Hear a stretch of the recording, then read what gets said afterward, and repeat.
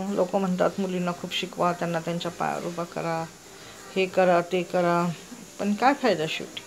ती मुलगी शिकली म्हणजे डोक्यावरच मुतायला लागते. तिचं वेगळं विश्व होतं, ती पैसा कमवायला लागते आणि मग ती नको त्या गोष्टीत जाते.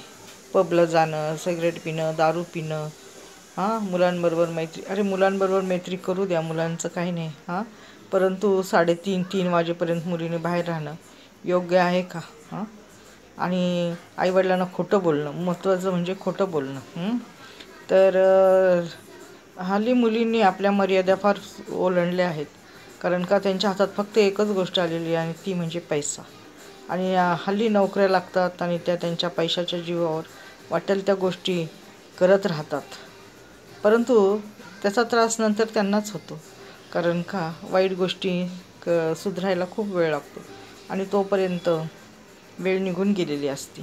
काहीच करू शकत नाही कोणी, कारण का त्यांच्या अंगामध्ये त्या गोष्टी पार्टीला जाणं, पबमध्ये जाणं, ह्या गोष्टी फार आता मुलींमध्ये एक त्यांचं हे झालेलं आहे आणि स्टेटस ठेवणं. धन्यवाद.